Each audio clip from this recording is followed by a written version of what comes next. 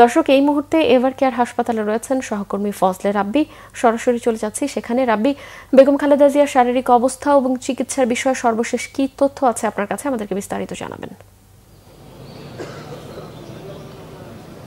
জি কনক, ধন্যবাদ। আপনি জানেন যে প্রায় 2 সপ্তাহের বেশি দিন যাবৎ কিন্তু আসলে বেগম খালেদা জিয়া রাজধানীর এই এভার কেয়ার হাসপাতালে চিকিৎসাধীন অবস্থায় আছেন। অর্থাৎ তার যে শারীরিক অবস্থা সেটা কিন্তু আসলে ওঠানামা করছে। অর্থাৎ যে এখন পর্যন্ত 14 দিনের বেশি অতিবাহিত হয়ে গেছে, কিন্তু তার শারীরিক যে অবস্থা সেটা কিন্তু স্থিতিশীলতা আসে নাই। অর্থাৎ কখনো কখনো যার যে ফুসফুস, কিডনি সহ যে ডায়াবেটিসের যে জটিলতাগুলো, রোগগুলো আছে, সেই রোগগুলো কিন্তু আসলে বাড়ছে, কখনো কিন্তু আবার উন্নতি হচ্ছে। ফলে চিকিৎসকরা কিন্তু একটা স্থিতিশীল পর্যায়ে এখন পর্যন্ত আসলে আসতে পারেনি তার শারীরিক অবস্থা। ফলে তিনি কিন্তু আসলে হাসপাতালেই আছে, এখনও চিকিৎসাধীন। এই একটা বিষয় ছিল। পাশাপাশি জানেন তার এই শারীরিক অবস্থা আসলে উন্নতি না হওয়ার ফলে কিন্তু আসলে উন্নত চিকিৎসার জন্য যে বিদেশ নিয়ে যাওয়ার কথা ছিল সেটা কিন্তু আসলে ব্যাহত হচ্ছে।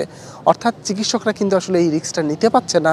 তারা বলছে যে 10-12 ঘন্টা আসলে এই যে দীর্ঘ জার্নি করে তাকে বিদেশ নিয়ে যাওয়াটা, এটা আসলে তাদের জন্য আসলে কিছুটা ঝুঁকিপূর্ণ হয়ে যায়। ফলে তার শারীরিক অবস্থা যদি আসলে উন্নতি না হয় উল্লেখযোগ্যভাবে, তাহলে কিন্তু আসলে তার উন্নত চিকিৎসার জন্য বিদেশ নিয়ে যাওয়ার বিষয়টা এখন পর্যন্ত আসলে সিদ্ধান্তহীনতা অবস্থায় থাকছে, এটা বলাই যায়। পাশাপাশি জানেন যে মেডিকেল বোর্ড দেশি বিদেশি চিকিৎসার সমন্বয়ে কিন্তু আসলে গেল কয়েকদিন যাবৎ তার কিন্তু চিকিৎসা চলছে। এই চিকিৎসা বোর্ডের সঙ্গে কিন্তু আসলে যোগ দিয়েছে তার পুত্রবধূ ডাক্তার জোবাইদা রহমান, এবং তিনিও কিন্তু আসলে সর্বক্ষণ তার খোঁজখবর নিচ্ছে। ঠিক 11টা 50 কিন্তু তিনি আসলে এভার কেয়ার হাসপাতাল থেকে তার যে বাসা সেই ধানমন্ডিতে, সেখানে কিন্তু আসলে তিনি যাত্রা করেছেন, এবং গণমাধ্যম কর্মীরা তাদের সাথে আসলে কথা বলার চেষ্টা করেছিলাম আমরা, কিন্তু আসলে তিনি কথা বলতে রাজি হয়নি। বিভিন্ন নেতাকর্মীরা কিন্তু সারা রাত যাবত এখানে কিন্তু আসলে অবস্থান নিচ্ছে। তো এই ছিল মোটামুটি আমার কাছে কনক সর্বশেষ অবস্থা। রাব্বি, আপনাকে ধন্যবাদ।